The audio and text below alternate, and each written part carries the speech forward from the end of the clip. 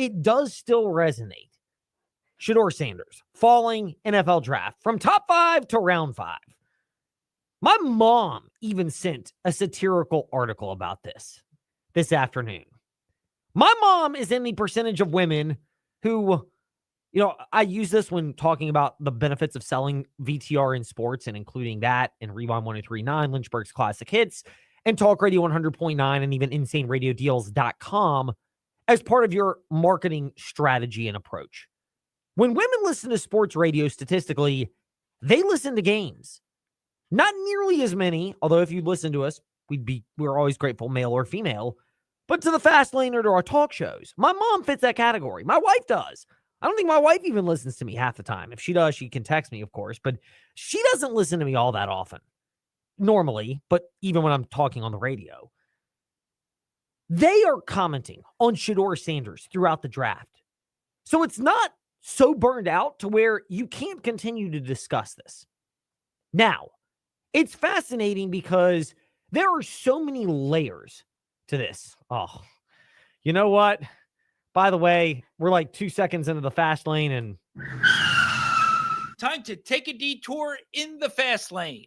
Got to get my usher on. These are my confessions. Because as you would ask, do you believe that? Huh? That your spouse listens, my erroneous answer was, oh, no. Oh, no. And my wife, meanwhile, was happy to remind me that. And guess what? We keep receipts. In our household, we definitely do. You get the extra irony to this, TJ, by the way, that we're using Coach Prime sound bites. Yes. To explain the Coach Prime fiasco with his son, Shedeur Sanders. And my wife calling me out literally in the middle of the fast lane. So guilty as charged. To use Kurt from my son's favorite movie. Well, I should have known. Darn right. Hopefully my wife, of course, will tell me tonight too. Check out the trash. Darn right. All the time. Has no problem with that. So back to the point at hand in the fast lane. The whole Shedeur Sanders falling in the draft. When I'm continuing to be asked about this by plenty of people elsewhere, like for me personally, and this is where it's the whole, maybe we're too close to the sun on this, but sometimes I just wonder, I personally get burned out by it, but it's also our job, TJ, where we're listening to people's opinions as nerds on the NFL draft, but just in general on sports media. So sometimes we can get burned out by something where we have to think along the lines that the average person is, I know even our diehard sports fans, what they call the P1s, they're primary listeners to the fast lane and to VTR in sports. They're not listening to this stuff 24/7, the way that you, Trey, Phillip, Ty, and I all are, because this is our job. Yeah. So I'm personally like, oh my gosh, I'm just so over this story. But I have to remind myself that not everybody is. And that's just the interesting part to this, because we're at Monday afternoon. This thing began in the lead up to the NFL draft on Thursday. So for me, it feels like this thing has been going on forever. But I've also been studying the draft. I mean, let's keep it real here in the fast lane. I studied this thing year round. So it's just nonstop for me. What's happening with Shedeur? Oh, by the way, the fact that there are multiple layers to Shedeur Sanders falling in the NFL draft and the reaction around it. And, first of all, I've done an InsaneRadioDeals.com fast take on this at Fastlane Ed Lane, Facebook, Twitter, Instagram. Everybody's opined on it. But I've largely kept the opinions. Maybe some add-ons to retweets that other people have had. Yeah. But I've tried to largely keep this in check just because, first of all, I do think there is a racial component to this. Yeah. I'll go back to our chat. Was it Thursday last week in the fast lane with Lake Lewis? Yes, it was. Yes, Thursday in the fast lane with Lake Lewis. And you can go back and listen fast lane, Ed Lane, wherever you listen to podcasts if you want to hear the full interview. But he said it. We asked him about it. I do think there's a racial component to the whole Coach Prime. He's black. He's bombastic. He is braggadocious. And there are still, sadly, but still white people who just don't know how to handle that situation. Right. Now, I think there are multiple layers to this where in a 30-second InsaneRadioDeals.com fast take or in a 60-second Rewind 1039 Lynchburg's Classic Hits fast take, it's just hard to cover everything that goes into this much more than normal complex story. And that's part of the reason why We're discussing it today in the Fast Lane. We may get to the Fast Five at 5-ish with other local topics. If not, we'll do that tomorrow. We are going to try to connect with Candy Waller for a broader Washington Commanders NFL analyst perspective because of the news of RFK, the site of RFK being announced that the Commanders are going to build a new stadium there in all likelihood, assuming the objections don't go through. And I mean, I don't think it's going to be enough to deter it. As Melissa McCarthy will remind us, Washington is saying will not be deterred in that effort. So we'll get to that tomorrow. But the draft storyline really was Shedeur Sanders because there are so many components. And when you look at this from a broad perspective, TJ, and again, first of all, am I reasonable enough to say that this is a multi-layered discussion that in sports media, everybody is going to say you have to pick one side or the other. Is it an injustice or was it just that he fell? Is there racism or is there not? Like, you almost have to be on literally one side of the aisle or not. It's like it's being politicized, shockingly, in a country where everything gets politicized. Yeah. And it's a take it or leave it. You're either all on this side or all on that, and we have no ability to deal with nuance here. No, there's definitely multiple layers to this whole Shedeur Sanders thing. The components being said, missing the combine, supposedly not every NFL GM had him high on their boards. And even so, though, you would have thought he would have fallen 5th round. I don't think some of the quarterbacks taken were better than Shedeur. I don't. Cam Ward for sure. Maybe Jackson Dart because he faced better competition. But I don't agree with the other quarterbacks taken before Shedeur. So from a raw talent standpoint, I would agree with that. Yeah. But there are other elements to this, and this is again where this is where the nuance comes in. And the two takeaways that I would have off of this, and maybe it kind of sheds light on this. Yeah. One of them is we're dealing with a parent who was the best in his era, certainly. Maybe you can still say he's the best ever to be a cornerback in the National Football League in Deion Sanders. There was not a coach, head coach, or assistant, or even other cornerback that could tell Deion Sanders what to do as a player. And he's largely carried over that personality. And let's be real here, he has been successful at elevating 2 college football programs that were nothing before he got there. Absolutely. And it becomes something because of his presence. Absolutely. But with that, where you're in the position to execute, a lot of it is Deion Sanders has always had lots of power. And when anybody else has decided to challenge that power, they have been rejected. So that's part of the Deion Sanders history. It's not in his nature to have ever said, hey, we don't know something, or maybe we need an outside advisor. But when it comes to the NFL draft and navigating the complexities of the NFL front office, do you think it was a good idea if you're Coach Prime and his family to go about this without some type of representation? No. I think that was a bad idea. So if you said, do you believe that?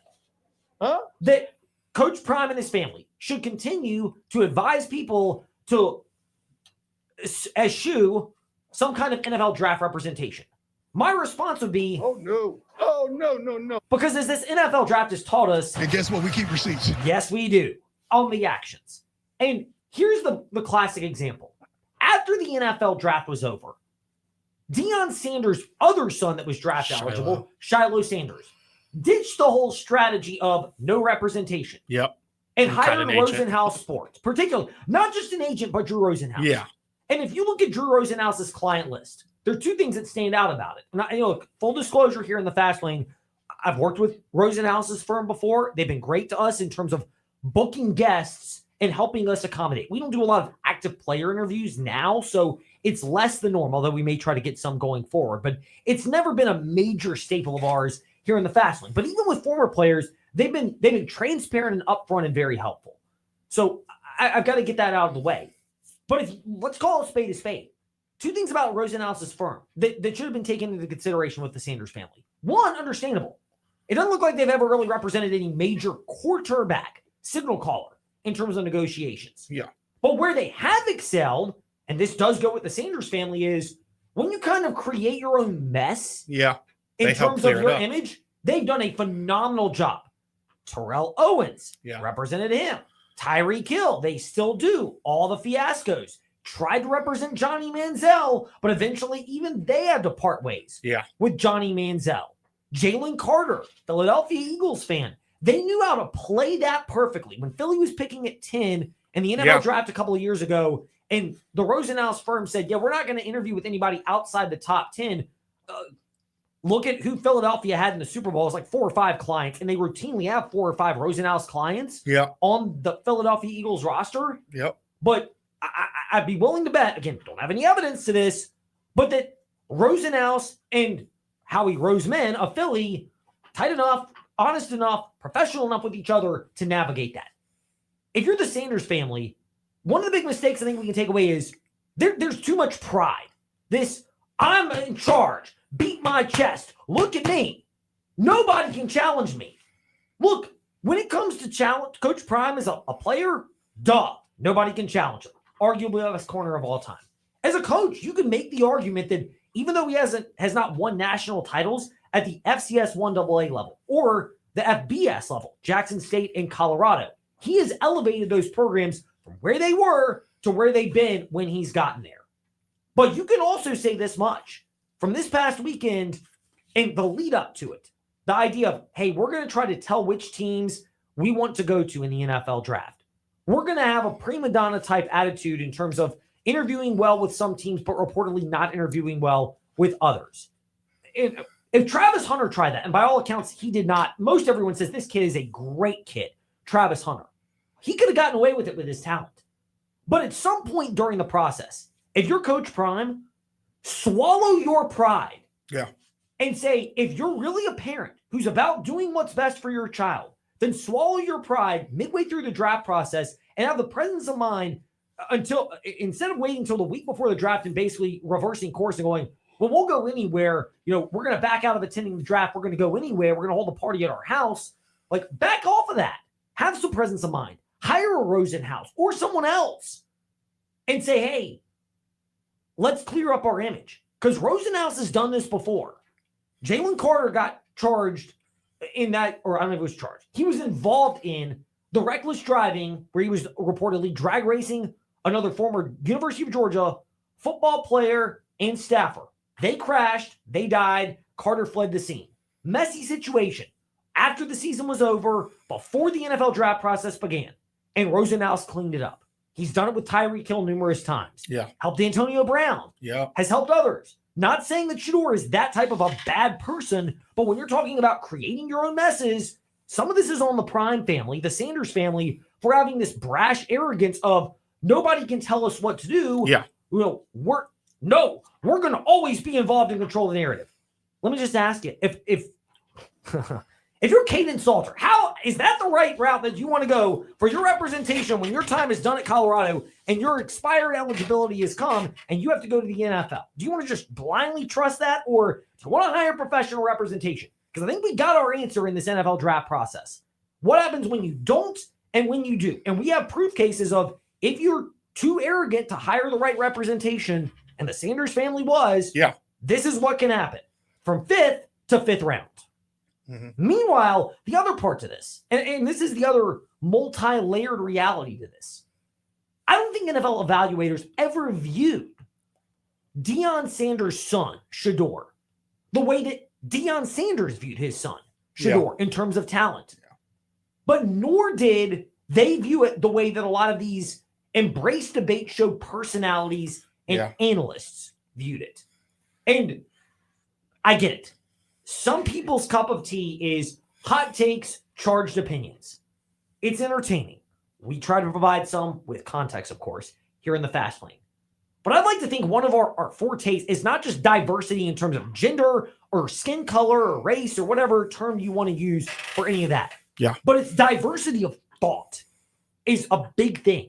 And oftentimes, it felt like a lot of the Embrace Debate shows, your get-ups, your first takes, your speak for yourselves, your greenies, those type of shows, they all hire the same people.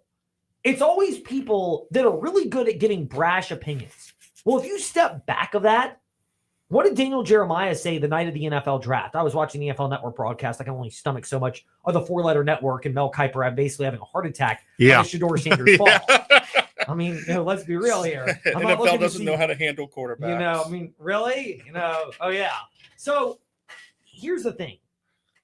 I would say this much. Daniel Jeremiah's comment when Pittsburgh was on the clock is it felt like Pittsburgh was, he said, or it was either on the clock or right after Pittsburgh took defensive tackle Derek Harmon from Oregon. And Daniel Jeremiah said, my comp for Shedeur Sanders was Kenny Pickett.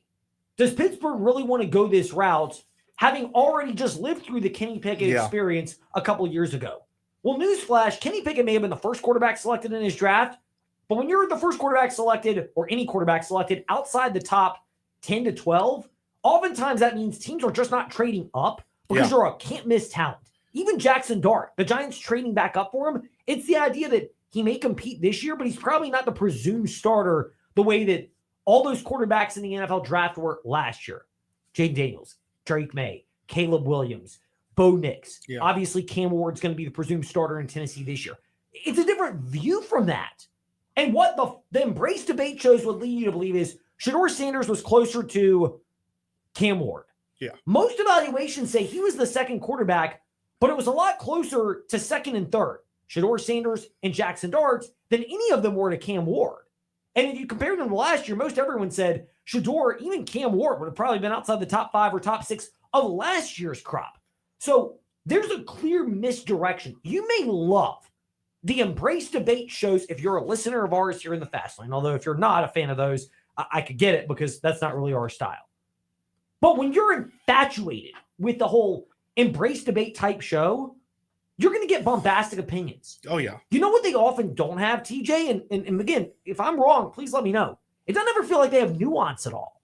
And this is clearly a nuanced situation where, maybe he's a back into the first round talent type guy, but he's not a top end can't miss prospect. And he was being billed as that. So through no fault of Shedeur Sanders on this level, he was billed as a guy that all these pundits, because they like his brash dad or they love what Colorado has become or all the hype, no one wanted to look past that at just the raw scouting report when more of the respected NFL people said, good player, but not a can't-miss prospect. Right. And the reality is, when you're not if you're a can't-miss prospect, they'll put up with more garbage that you put on your tape and that are on your dossier in terms of your behavior. But the truth is that there's only so much they're actually going to do. Albert Breer said this really well. Two realities. Shedeur fell out of the first round because of talent and performance. But he's still available now, and we're talking at the beginning of day 3, so the 4th round, because of everything else. At this point in the draft, when you're in the 3rd, 4th, 5th, 6th rounds, teams are looking for depth and developmental players. If you're taken in the 3rd round or later, you're going to be working in the background. That would make Shedeur a backup quarterback. Backup QBs need to blend in with the furniture. It's why Tebow, Kaepernick, and even guys like Jay Cutler and Cam Newton had trouble extending their careers. If those guys weren't going to start, you'd probably just rather have the anonymous guy who would support the starter and make 0 headlines. Yeah. Backup quarterback is a different job than starting quarterback, which is why NFL's collective 2 deep isn't just a list of the 64 best quarterbacks on the planet. Can Shedeur be the developmental guy who's going to be all in on his team and quietly go about his business? Albert Breer wraps up saying, maybe, but he's never had to do that. And the way his pre-draft process was handled casts a lot of doubt on it. And I think that's a very fair comparison. It's not that Shedeur can't, but a lot of it is the advice and the lack of advice that seemed to have been given to Shedeur Sanders. Ignore the first takes. Yeah. Ignore the Stephen A's. Exactly. Ignore the Skip Baylesses and the Speaks, because they're all kind of the same show. To me, that's all kind of like MSNBC, CNN, and Fox News on political commentary. To me, those 3 stations are all the same. Okay, I get it. One's right, 2 are left. But I'm talking about the content they produce is largely a bunch of people screaming and yelling at each other and arguing. Step back beyond that, and you can see that it's much different in other areas. And if you're Shedeur, don't follow that route. If you're someone else like Shedeur and you're not a can't-miss prospect, you can't afford to be the first take type personality. You need to be more of a blend in the background type where you can still be a leader, be yourself and have opinions, but you got to understand the role. And Coach Prime in his defense never had to do that because he's always been the man. No, absolutely. But this is where having a Drew Rosenhaus or pick your other agent can help navigate you through the process and say, look, this is a different beast. Yeah. Eat some humble pie. Listen to us. We're here to guide and help you. And, I mean, if Shiloh can do it, then Shedeur and Dion clearly should have. Yeah. And it's almost like they won't do it because it's a tacit admission of guilt. I will say Shedeur's whole mindset as this has gone down, I mean, he's been very quiet outside of, hey, God bless for this opportunity. So 100%. I think the approach he's taking right now is the humble approach, and it's the right approach for him to take, because right now his career right now is basically just a main talking point, whether he plays or not. It's just a talking point. He has a lot to prove, and I think he knows that. So now it's time for him to go out there and put out the work. And if he performs well at the NFL, because Kenny Pickett will be gone at the end of the year, Browns have decided not to pick up the 5th-year option. Pickett will be gone. Flacco's 40. Now you got Dylan Gabriel, Shedeur Sanders, and potentially another prospect coming in next year. So this is Shedeur's chance to prove what they're missing out on. Yeah, if they are. It is. And again, in Shedeur's defense, he's been quiet throughout this process. Yeah. By the way, let me throw one more thing out there because we will get to covering the Commonwealth and your teams and topics in just a moment. Yeah. The prank call situation was disgusting. Yeah. First of all, raise your hand if you're surprised that the kid who made the prank call, his dad is the former New York Jets interim coach. Yeah, I'm kind of surprised about that, yeah. I mean, the fact that it got out is one, but if you're telling me, Jax Ulbrich, or whatever the kid's name is, who made the prank call, he got it from his dad, Jeff. And which team did his dad coach interimly for a while? You said the Jets. I'd be like, yep, I could have believed it. 100%. What do you know about that franchise? But that's disgusting. It is. Look, I know there are probably people in our audience that are like all about prank calls and doing stupid, sophomoric, childish things like that. Right. But there comes a point where it's just mean. And when you dance with that type of devil of doing that type of stuff, sometimes you cross the line. And that was, to me, crossing the line. I am not one who's like, oh, poor Shedeur Sanders. He had great NIL deals. His family did him no favors. And look, this is not to say that Dion shouldn't be involved. That's the racial component where people they don't know how to handle it. Right. But it goes back to the comment we made weeks ago, which is, are you a leader or a cheerleader as a parent? And for too long, Coach Prime and his family have been cheerleaders, not leaders, which is often giving your kids the advice they need, not necessarily what they or you as a pride-filled parent want to have. When we return to the fast lane, I promise we will get back on track with your team's topics in covering the Commonwealth, JMU, Virginia, and Virginia Tech. Keep your feedback coming, by the way. We've gotten some good talk, good thoughts. We'll get to that tomorrow in the fast lane, plus an overdue Fast Five at 5-ish here on the VTR in Sports app. And ask that smart speaker, open VTR in Sports. Hi, Gary the Third here, and I'm excited to say spring has arrived at Gary's Garden Center with great plants and a great selection. Gary's has seasonal color flowers along with vegetables, 60-plus varieties of herbs, perennial flowers, and much more. With friendly service and great advice, we are always happy to answer your questions. Visit Gary's Garden Center at 794 Leesville Road for all your lawn and garden needs. Stop by, say hi, and take a look around. Welcome to the Villas at Oakwood. Our stunning community offers spacious, modern, wheelchair-accessible villas with top-of-the-line amenities. Enjoy views from the Peaks of Otter from your patio home. Connect with neighbors at our exclusive clubhouse. Discover your dream home today. Experience the maintenance-free lifestyle that you deserve. Visit us behind the Bedford Memorial Hospital, online at thevillasatoakwood.com, or just contact Robin Lee Sage at 434-238-4477. Are you ready to move to the next chapter of your life? That means you're ready for us. Hi, I'm Moyanne Harding, the region's only total turnkey realtor and interior designer. We'll come to you and help you decide what you're ready to let go of and bring you top dollar for those unwanted items. Most importantly, we'll sell your most valuable investment, your home. With decades of experience, just hand your keys to us and let the stress melt away. Call me today and book your consultation, www.moyanne.com. Moyanne Harding, brokered by Keller Williams. Car insurance rates are rising rapidly. That's no secret. It's because the cost of medical care for those who are injured and the repair and replacement cost of damaged vehicles is skyrocketing. But what can you do about it? Hi, this is Judd Gardner with Gardner Insurance Solutions in Lynchburg. We've been helping Central Virginia drivers purchase the coverage they need at affordable prices since 1993. Talk with us before you pay again.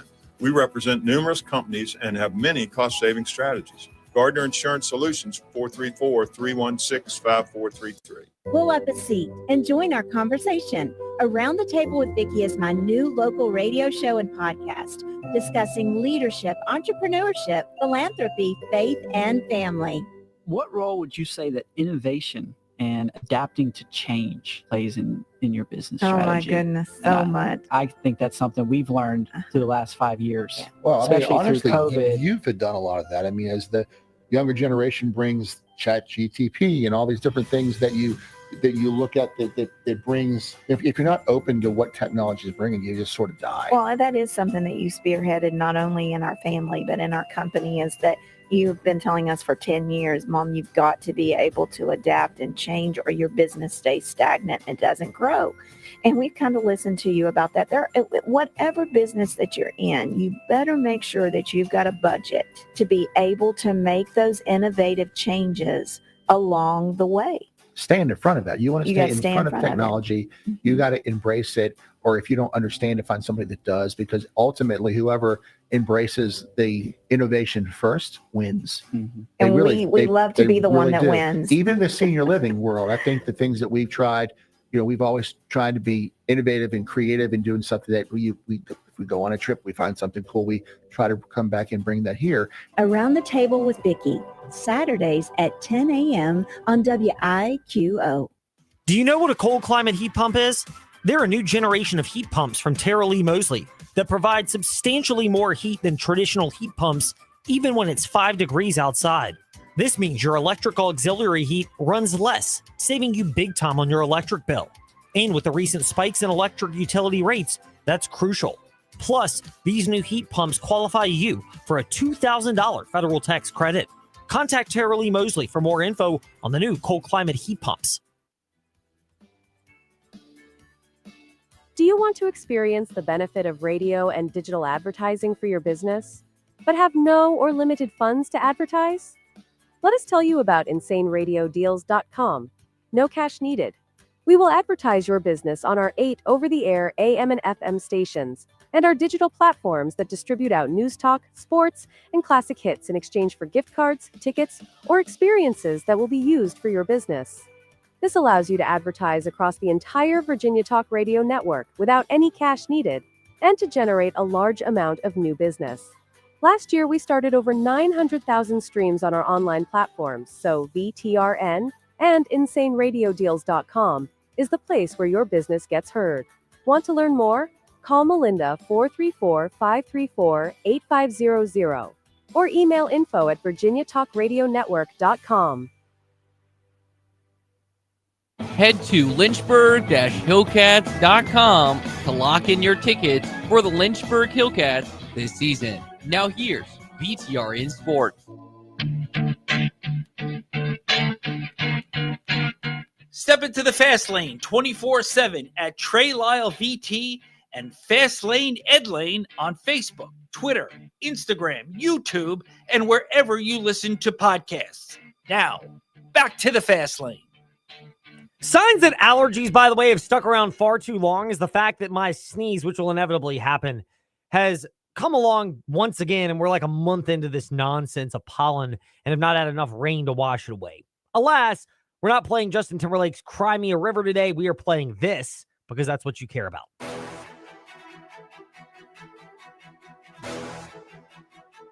It's time for your teams and topics. Covering the Commonwealth, a look at teams and topics from around the Commonwealth. Let's start with the JMU Dukes. With Shane Metlin, DNRonline.com and at Shane_DNR Sports.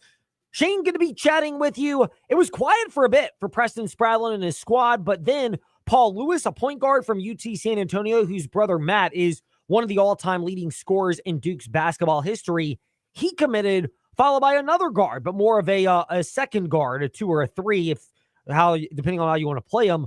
Paul Jones III from Winthrop on Sunday, picking JMU. Is this roster slowly starting to come together in a way that can breed success for Preston Spradlin in year 2? We'll see. I think they're pretty solid pickups. They still got a lot of spots to fill, but it does give you, I guess, a core group to start to work with now. And it does seem like in this transfer era, sometimes it takes those first couple of players to commit, and then people know what they're getting into. You know what the team's going to look like, and sometimes they start coming pretty fast after those first couple. What do you know about personality-wise? Not just the fact that there are two guards, but you've got two guards that seemingly would be tone setters for this program. Is that a reasonable observation that at least with JMU, they need to fill the spot more, but they've got two guards that can kind of give them a blueprint of how to sell other players, knowing that this is not selling for high dollar bills? Yeah. And coming in, they didn't have anybody really who could play the point, like left on the roster at this point. I think Paul Lewis can do that. He played a little bit at Vanderbilt. He has those skills. Paul Jones is more of a wing guard. He's a guy who's really, really athletic. He can really jump. He's also a good shooter, but probably needs to put on some weight. They list him at 6'4", 170, so a little bit bigger guard as far as length, but probably needs to get up more around 190 to really have the strength and everything to go to the basket. But I think, they do bring some different things to the team, to different styles that both filled needs that JMU needed. DNRonline.com and at Shane_DNR Sports for Shane Metlin, who's hanging out with us today here in the Fast Lane. Shane, meanwhile, JMU football, your colleague Katie Harper summed it up well, that the winter transfer portal window wasn't too bad for the Dukes, but the spring transfer portal window was a little bit more treacherous. Big picture, is this, as long as there are two transfer portal windows, is this going to be the tougher one for a JMU program and many on their level to navigate, just because that's when the bigger programs will have a time to decide, hey, we need to upgrade these areas. Let's go explore our opportunities. In some ways, it's because, you keep guys around a little bit longer and you start to get the hope that you're going to keep them for the long term, and then you end up kind of losing them after spring ball. But, I do think Katie also meant more just about pure numbers when it came to the difference between the winter portal and the spring portal. It's been a lot more just pure number of guys leaving JMU, but part of that's getting the roster down to 105 too. Some of those are guys who just weren't going to play for JMU. They did lose some starters, Ymir Knight, Chauncey Logan, some guys like that. But for the most part, I think it could have been worse as far as, the spring portal goes, and they're starting to bring some guys in too. Indeed. That's one of the positives. We'll get to that part later, but we appreciate the time today and have to have something to tease with Shane Metlin next week here in the Fast Lane.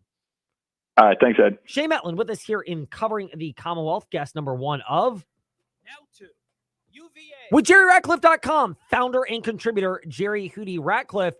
International piece.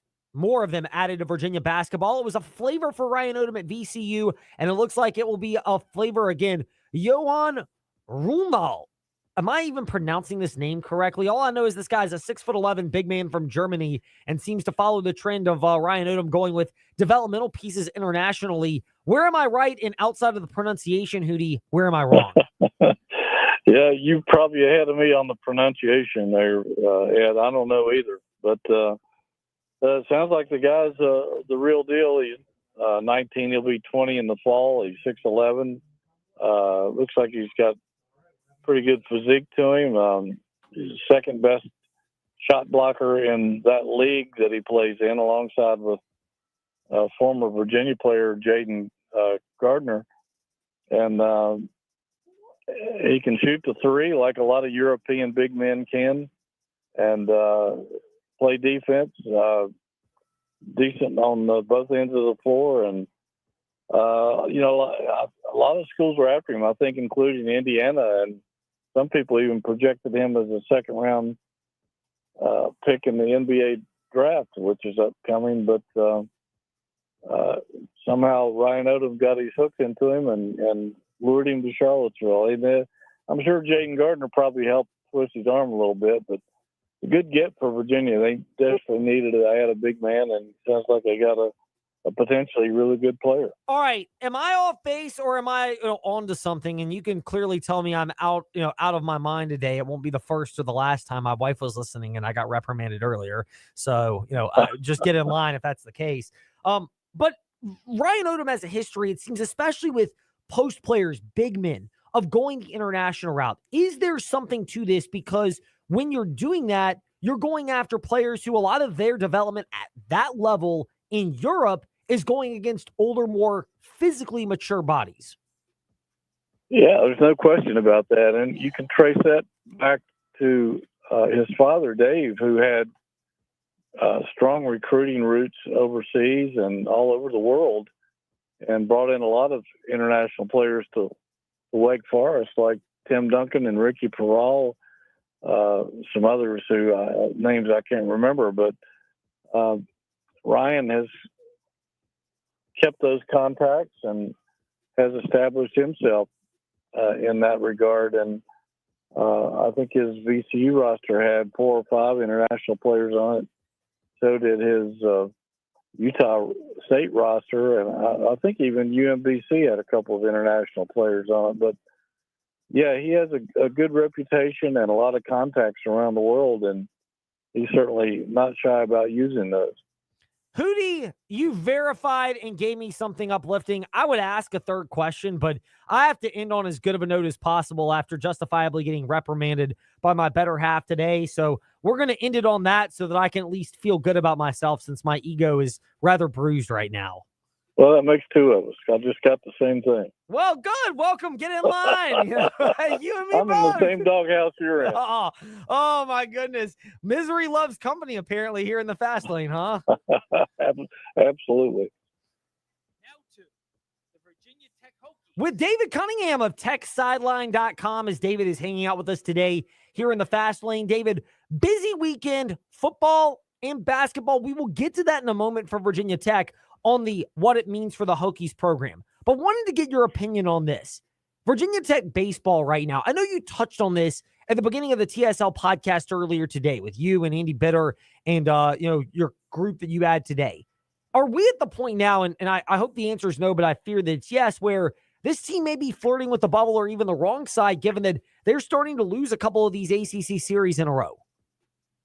Yeah, I think a little bit, Ed. I think the Hokies are in a tough spot. They've had some injuries pile up. And, of course, against North Carolina, they had some guys suspended. And I think you have to be able to produce an ACC play.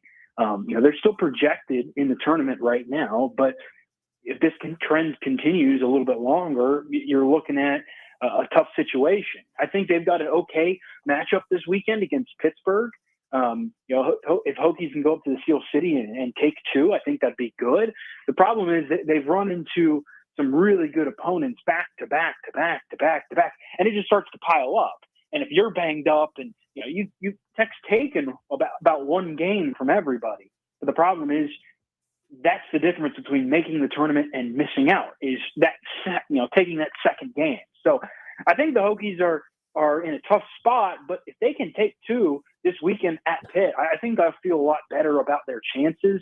And they've got Virginia still left too. Of course, that's in Blacksburg, so that'll be an exciting way to end the ACC regular season. And when the Hokies and Cavaliers play, kind of throw the records out a little bit. But it's certainly a tough spot for them, just because they're going up against the gauntlet of the ACC, and it's like, man, that could have easily been a 3-0 sweep by Duke this weekend. The Hokies were lucky to gut out that second game and complete that miraculous comeback, but at the same time, they kind of got shelled on Sunday. So it's really a tough stretch for them right now, and we'll see if they snap out of it.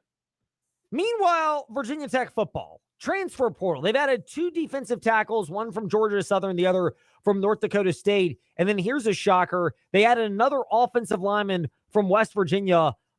They're right to be bolstering the trenches. Are these type of players that can come in and make significant contributions, or especially with the 2 defensive tackles, because Gavin Crawford is a lineman and has 4 years of eligibility, so he really hadn't seen the field. But those 2 defensive tackles, are they more depth pieces than actual big difference makers? I think the 2 defensive tackles could come in and make an impact. it depends on kind of how the Hokies want to use them. There are two guys in Elijah Fall from Georgia Southern and Cody Heisman from North Dakota State that have played, that have seen a lot of football in their time. Fall is a little bit younger, Heisman a little bit older, but they're pretty experienced. I think both of those guys will play. How much, I'm not really sure, but I do think depending on how Sam Cephas and the defense line up, how they shift formations and mess around with schemes, I think those guys will have some roles. I think Caleb Brown, the cornerback from Hawaii, he kind of flew under the radar a little bit on Saturday because of all the NFL draft stuff or Friday night, but I think he's a guy who will come in and have an immediate impact. The Hokies cornerback room is pretty young, a little bit banged up. I think he's a guy who will step in with some experience. He's seen a lot of football, been around a lot of different places. I expect him to have an impact. Gavin Crawford, not as much. He's a guy who I think is more of a depth piece and more of, you're seeing Matt Moore. He's the fourth West Virginia offensive lineman to follow Moore to Virginia Tech. Another guy who Moore is comfortable with and a guy who he thinks he can build with, but I would not expect him to have an immediate impact. But the other three, certainly possible. And I still think the Hokies are going to add probably one or two more guys at least. David Cunningham of TechSideline.com stopping by today in the Fast Lane. David, there are more angles that we can discuss on Virginia Tech football. There will be more additions for men's basketball and even women's as they have a new strength and conditioning coach that will be coming on board with the departure of Lee Taylor. We will table all of that till those stories unfold. We thank you for your time today in the Fast Lane. I appreciate it, Ed. Talk to you soon. David Cunningham with us here in the Fast Lane. We didn't really talk Virginia Tech Lady Hokies softball, just primarily because, I mean, look, they lost at Cal. They could have swept out there, but they're a top 15 team in college softball. They will host, in all likelihood, a one round, a regional, and if they're in position, they might host a super regional as well. So I don't think it changes a lot from their perspective. What does change, though, is covering the Commonwealth. We go in a different direction. Liberty, NASCAR, Hillcats, still to come. This is the Fast Lane on the VTRN Sports app.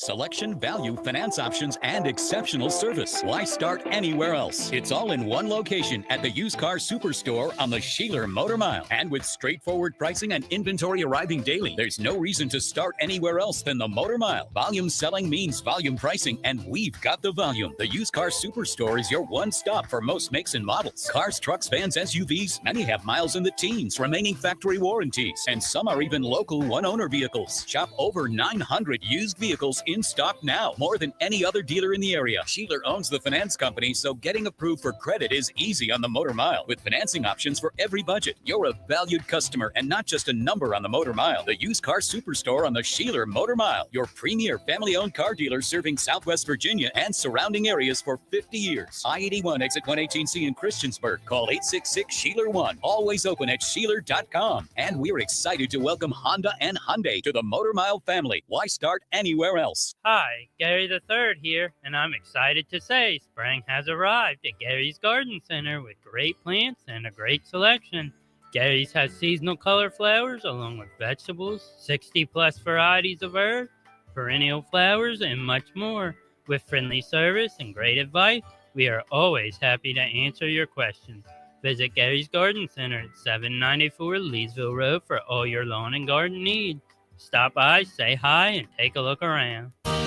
Join us on May 2nd and 3rd for Freedom 424's annual 5K event, Run for Their Lives, brought to you by Thrive Lynchburg Health and Wellness Expo. This combination of events seeks to bring Lynchburg all of the health and wellness resources that it so deserves. Come experience our 5K, our kids' 1-mile race, and an expo with over 50 vendors to give you the tips and tricks you need to stay healthy. We hope to see you out at the LU Indoor Track Complex Friday night or Saturday morning, May 2nd and 3rd. Car insurance rates are rising rapidly. That's no secret. It's because the cost of medical care for those who are injured and the repair and replacement cost of damaged vehicles is skyrocketing. But what can you do about it? Hi, this is Judd Gardner with Gardner Insurance Solutions in Lynchburg.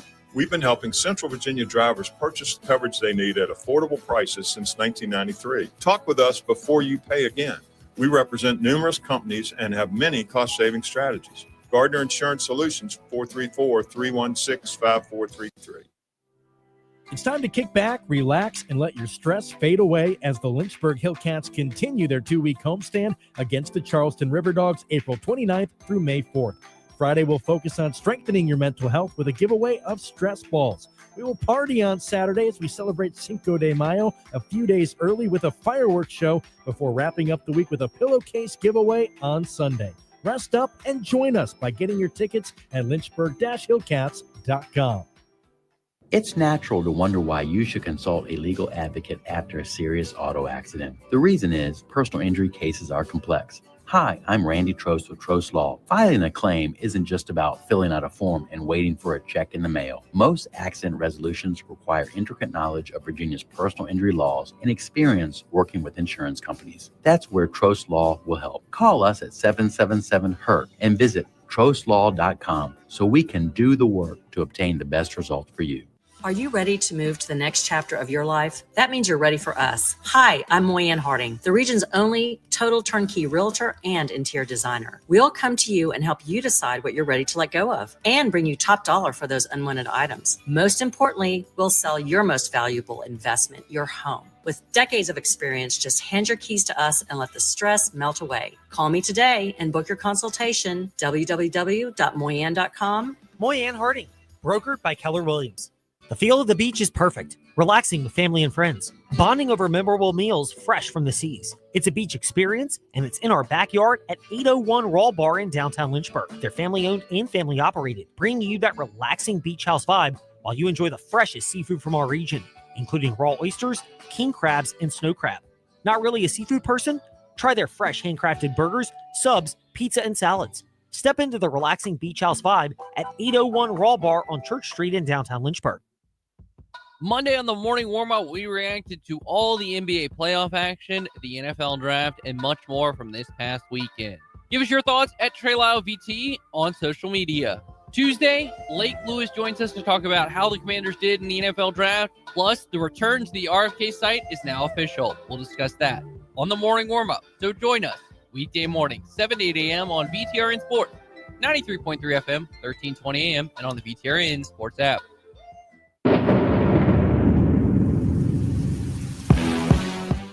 Step into the Fast Lane 24/7 at Trey Lyle VT and Fast Lane Ed Lane on Facebook, Twitter, Instagram, YouTube, and wherever you listen to podcasts. Now, back to the Fast Lane. I mean, it might rain this Saturday over at the Thrive LYH Health and Wellness Expo, which I'll be attending for the Freedom 424 5K. If you beat me, shout out the morning warm-up with Trey Lyle will come your way next Monday. And if the 5K I ran this past weekend is any indication, there are a lot of folks that might be getting shout-outs on the morning warm-up with Trey Lyle next week. You just never know. But speaking of shout-outs, and over at Liberty University, where the Thrive Lynchburg Health and Wellness Expo will take place, starting at, I guess, technically 10 a.m. with over 50 vendors for health and wellness. But for my purposes, 9 a.m. for the Freedom 424 5K. Speaking of Liberty University, more on that right now in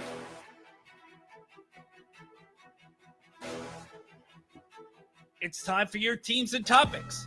Covering the Commonwealth, a look at teams and topics from around the Commonwealth. Let's start with the Liberty Flames. Kickers have feelings too. I mean, I had to use that cheesy line for Tyler Black, the kicker from Wake Forest, who by all accounts is more of a kickoff specialist. 41 of 57 for touchbacks over the past 2 seasons. He only attempted 2 field goals, but he is committed to Liberty University. John, we'll get to the other positions, but jokes aside about Tyler Black, the kicker from Wake Forest, transferring to Liberty, how much of this is, as much as anything, getting more depth at a position where we've seen for Liberty, it has literally been hit and miss a lot of times? Yeah, no, hit and miss for Liberty's kicker has kind of been rough. Nice play on words there, Ed. but yeah, Colin Carr, who came in last year as a Division II transfer and performed admirably for the Flames last year. Maybe a little bit of a slow start, but by the end of the year, you weren't really talking about him. And most specialists, if you're not talking about them, that's a good thing. So, Liberty's obviously, Carr, who only had the 1 year of eligibility, so that was obviously a position of need. I asked Coach Chadwell about it months ago when Liberty spring practice was going on back in February and early March. And he said that they were anticipating going after a kicker in the spring portal window, and they've certainly done that. and bringing Black in. I would expect Black to be the front runner to handle all kicker responsibilities, whether that's kickoff or PATs, field goals as well too. So obviously there'll be some competition.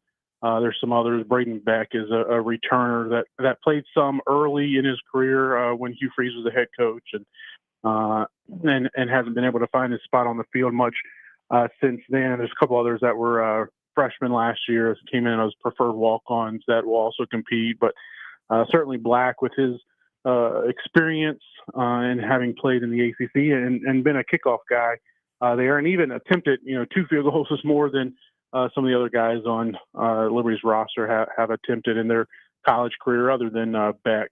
So I'd expect Black to certainly be in the mix and likely front runner to handle those duties this fall. JC Manson and A Sea of Red are the Twitter handles for John Manson. In aseaofred.com, they've got the transfer portal tracker up for Liberty football. Other transfers that have come in, it's largely been predictably the defensive side of the ball, but in particular the defensive line. We spent a lot of last week talking about the departures of particularly TJ Bush at defensive end and Jay Hardy at defensive tackle. Aaron Hester, 4-star from Florida State, did not play a lot, comes in as a defensive end, and Joe Strickland, more of an interior player from Purdue, who's got really good size and some eligibility left as well. Are those the 2 biggest names to know out of that group that have transferred in on the defensive side of the ball? Yeah, Hester and Strickland are certainly guys that are going to factor in there on the defensive line, particularly with the losses kind of you were alluding to there that Liberty's suffered mainly in the spring portal window with TJ Bush, and Jay Hardy and also Chris Bodie all, exiting the program through the portal this spring. So Liberty was quick to get a couple. I think Hester, he was a reserve guy there at Florida State. Both of these guys, former 4-star recruits, so they obviously have some potential. It's just a matter of putting it all together for anybody at that level of talent. But Hester's a guy who played some at Florida State and was kind of reserved, kind of buried on the depth chart a little bit.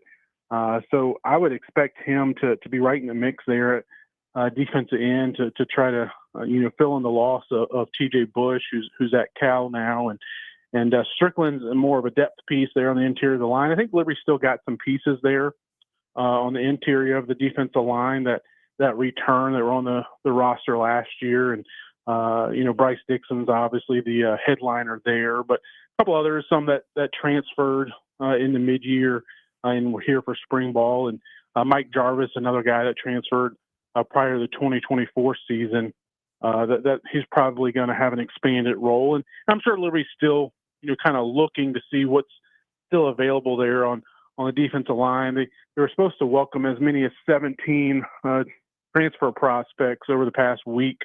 So we might still have some more news trickling out here in the coming days and weeks. And obviously some of those guys have matriculated elsewhere to other programs, but that's how it is in the transfer portal world. And but yeah, those 2 and defensive line certainly a key place. I think offensive line is another spot you'll see Liberty trying to add at least one more there. They've also brought in a linebacker and a corner as well. I think you'll see some more defensive backs being pursued as well. John Manson hanging out with us in the fast lane, giving us an overview of things to expect for Liberty football. Meanwhile, for Liberty basketball, quiet. You did a video post last week at A Sea of Red and including on YouTube as well about Liberty basketball. They've lost 5 to the transfer portal. They've added 2 so far, J.J. Harper and Ryan Jones. Is there a bit of a holdup maybe in waiting, just seeing what happens with the NCAA and the court cases, particularly the potential extra years of eligibility that they're not guaranteed, but I would think it's at least worth exploring for Liberty, or at least getting a read on where it might go if a guy like a Javon Moffmore or a Taylor Peter could return for another year? Yeah, Liberty has technically got 2 roster spots available for next year's team. And I think basically what they've done through the portal is pretty much done. And now it's just a matter of holding out and waiting to see if Peter and or Moffmer will get granted an additional year of eligibility. And it goes back and forth based on people I talk to. One day you'll hear, no, it's not going to happen next day, like, oh, there's a glimmer of hope. So I don't know if we know. We're just waiting to hear what the NCAA decides. But they're arguing that their Division II eligibility, which they spent most of their careers there, for Malcolm, he spent his entire first 4 years there before coming to Liberty, that shouldn't have counted as far as against the Division I eligibility, just from NIL earning potential, similar to what Diego Pavia did on the football side. Of course, that was JUCO-related eligibility, and now there's others, not just Peter and Malcolm. There's others out there arguing that as well too. So I think Liberty's pretty much done as far as adding external pieces. We might see Peter and or Malcolm, those spots being held. Maybe a late addition if there's a ruling that comes out pretty soon and they're able to get someone that they feel comfortable with, or maybe they leave one of those spots open. I also think there might be a walk-on type spot left available for someone as well too, from what we've heard. So that may come out as well too. But we're just still waiting to see. So, but I do think that as far as new additions to the portal or from the portal for Liberty's basketball team for next season, probably unlikely unless something drastically changes. Yeah, that's a good point and a good level of perspective. Some of this is just a wait and see game. Meanwhile, you just wait and go to aseaofred.com or follow A Sea of Red on Twitter, and you will see the best insight from aseaofred.com. John, we might have twisted the minds with our words here in the fast lane, but there's no twisting your great insight. Thank you for sharing some of it with us today. Thanks for having me on, Ed. Our pleasure. John Manson, aseaofred.com, with us here in the fast lane. W227BG Timberlake, WVGM AM Lynchburg, WMNA Gretna Danville Southside, and of course the VTRN Sports app and Fast Lane Ed Lane, wherever you listen to podcasts, including Facebook Live and YouTube. Now to NASCAR. Tanner Marlar, Frontstretch.com, with us here in the Fast Lane. Tanner, racing at Talladega yesterday. It wasn't the worst race we've seen of the year, but how disturbing is this for NASCAR? More so the fact that we've now had 3 super speedway style races. I'll say that way because Atlanta's not technically one, but they're stylistically one.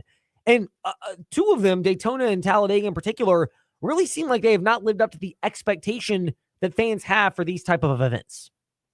Well, first of all, Ed, it's wonderful to join you guys as always, but I want to zoom out and answer that with another question. Think about the last 5 races we've had, this lineup. Talladega, Martinsville, Darlington thrown in there. You mentioned another super speedway style race earlier in the season. This was, if it were 5 years ago, this would have been a miracle stretch of races for NASCAR fans. Bristol thrown in there as well. And now it just seems like on the Cup side, at least, all of them have fallen flat. They've not landed. And I think it's really souring a lot of the fan base on these tracks that have got such historical significance. If you're NASCAR, where do you go in terms of trying to boost the intensity at these events, knowing that, they don't want to shorten races because TV wants long products for more inventory, but you're also not close to being able to find a viable car solution? Well, I think it goes back to the drivers, because I'll be the first to tell you, and I don't think this is a very popular opinion, but NASCAR is trying. I think, look at the All-Star race format and what we've gained from it.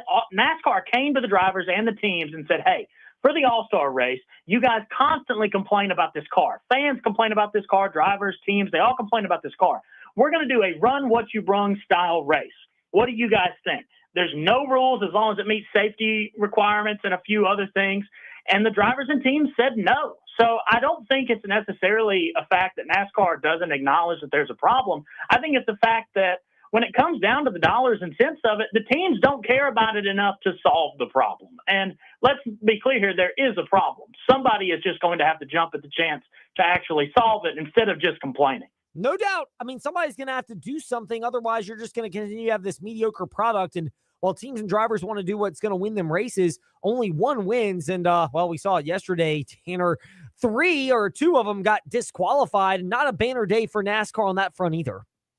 No, absolutely not. And it's a bad look on the sport in general when your second-place finisher and another top 5-place finisher gets disqualified. I go back to Xfinity at Rockingham last week. Jesse Love gets disqualified. So when those fan bases and those drivers that have those kind of followings do wind up getting disqualified, it's, again, just not a bad look. It compounds the problem that NASCAR is currently facing. Yeah, it really does, and that's something that you have to address if you are NASCAR. Meanwhile, the insight is easy. Tanner_Marlar and Frontstretch.com. Tanner, great to have you step into the fast lane. We thank you for your time.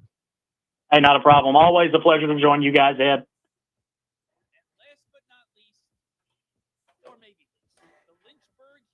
With Jason Prill, the play-by-play broadcaster for the Lynchburg Hillcats, who's hanging out with us today here in the fast lane. Jason, it's almost like we're at the point now. The Hillcats had that nice little spurt a week or so ago. Now it's one step forward and one step back for the Hillcats. Is this kind of where we are with the Hillcats right now, trying to find more stability than they have found so far? Yeah, Ed, they're going through a lot right now. They have a lot of injuries that they're battling. A couple of their hitters are starting to slow up a little bit. They're pitching. A couple of their bullpen arms are in and out of the rotation right now just because they're dealing with some arm stuff. So there's a lot of just changeover going on. And it's hard this early in the season when you start facing those challenges to keep that rhythm in check. The offense, that's what really worries me. The bats dried up toward the end of the series, which this is the kind of team that they need to be able to get on base and move guys over, and they weren't able to do that. So I wouldn't say this is where we're at in the process, but I do think it's worrying signs of something that if it doesn't get fixed, it could become a problem. So you reference where the Hillcats are in trying to get this fixed so far. They've been down this road earlier. It was kind of a rocky start to the season. They found a winning streak. Now it's not disaster, but it's just uneven. Has that first experience of battling through it paid dividends for where they can handle that now? Yeah, absolutely. You look at the starting rotation, and that's where this team is thriving right now. They still have an ERA below 4, and that's going to be what carries this team all season long. So I think as the starters get to have an extended pitch count, they can go deeper and further into the games, and they have to start using less of their bullpen. I think we're going to see a lot more success. I think this past week, the bullpen got a little bit tired. I think the bats just dried up a little bit, but it's because the starting pitching hasn't been going more than 3 or 4 innings. Once they can go 5 or 6 innings, that completely changes the complexion of this season. Last one for you. And the Hillcats battling through this streak kind of touches on this. A little over a week ago, theathletic.com ranked their top organizations in Major League Baseball.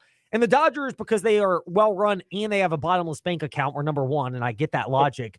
But after that, it was the Brewers and the Indians who were in that particular category, along with one other team whose name escapes me. But Cleveland was 4th on that list as far as the 4th best front office in Major League Baseball. Tampa Bay was the other one because of their ability to maximize their resources and know how to develop and guide the prospects along. How much does that bode well for the Hillcats short-term battling through this slump, but also being an indication of the Hillcats continuing to churn out a really good product over at the park?